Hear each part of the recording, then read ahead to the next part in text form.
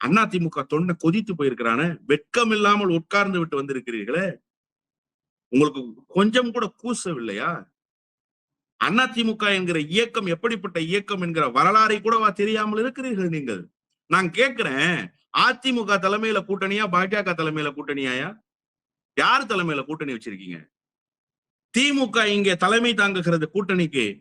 காங்கிரசினுடைய கொள்கையை திமுக இருக்குதா, திமுக கொள்கையை காங்கிரஸ் இருக்கிறதோ? RSS மாநாட்டுக்கு இங்க என்னையா வேலை?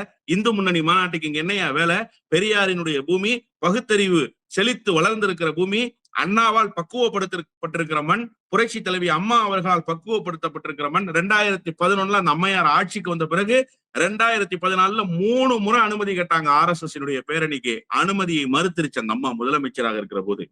3 முறை அனுமதி மறுத்ததனுடைய விளைவு 4வது முறையாக நீதிமன்றத்தினுடைய உத்தரவை பெற்று RSS பேரணியை நடத்துவதற்கு எத்தனைத்தார்கள்? 6 நகரங்களை குறிப்பிட்டு அனுமதி வழங்கியது நீதிமன்றம். 6 நகரங்கள்ல 3 நகரங்கள் பதட்டமா இருக்குன்னு சொல்லி ரத்து பண்ணி 3 நகரங்கள்ல 2.5 மணி நேரத்துல பேரணியை நடத்தணும்னு உத்தரவு போட்டுச்சு சார் அம்மையார் ஜெயலலிதா. அப்ப RSS எப்படி நசுக்கி குரல் வலையை பிடித்து உழுக்குகிற ஆற்றல் பெற்றிருக்கிற தலைவரே நீங்க உங்க கட்சியினுடைய அடையாளமாக வச்சிருக்கிறீங்க. வெக்கமா இல்ல உங்களுக்கு? அந்த RSS காரன் நடத்துகிற மாநாட்டில் போய் உட்கார்ந்து இருக்கிறீர்களே, அதிமுக எல்லோருக்குமான கட்சியா அல்லது வலதுசாரி சிந்தனையாளர்களுக்கான கட்சியா? கட்சியில திராவிடம்னு வச்சிருக்கீங்களா? அந்த திராவிடத்தினுடைய பொருள் என்னன்னு தெரியுமா? உங்களுக்கு தான் புரட்சி தலைவர் தன்னை திராவிட மதத்தவன் என்று குறிப்பிட்டதே தெரியலையே. அதனாலதான் விசில் அடிச்சு கை தட்டுறீங்க. பவன் கல்யாண் திராவிட இயக்க தலைவரை பார்த்து, புரட்சி தலைவர் எம்ஜிஆரை பார்த்து அவன் சொல்றான் முதல் புரட்சி தலைவர் முருகன் தான்றான், நீங்க கீழே உட்கார்ந்து கை தட்டுறீங்க. வெக்கமா இல்ல உங்களுக்கு? உங்களுக்கு வரலாறும் தெரியல, உங்களுக்கு கொள்கை கோட்பாடும் இல்லைன்றதுதான் இதன் மூலமாக வெளிப்படுகிற செய்தி. நான் ஒண்ணுதான் கேட்க விரும்புறேன். நீங்க உங்க கொள்கையை பாஜகவை ஏற்க வைக்க வேணாம்.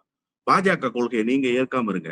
உங்களுக்கு ஒரு கட்சி, உங்களுக்கு ஒரு கொடி, உங்களுக்கு ஒரு சின்னம், உங்களுக்கு ஒரு தத்துவம், உங்களுக்கு ஒரு தலைவர் இருக்கிறார் என்பதை நீங்கள் மறந்துவிட்டு, பாரதிய ஜனதா கட்சியினுடைய பிராக்சி அமைப்பு போலவே இந்த இயக்கத்தை நடத்துவதாக இருந்தால் இந்த இயக்கத்தை விட்டொழித்து விட்டு எடப்பாடி பழனிசாமி பாரதிய ஜனதா கட்சியில் சேர்ந்து கொள்ளட்டும்.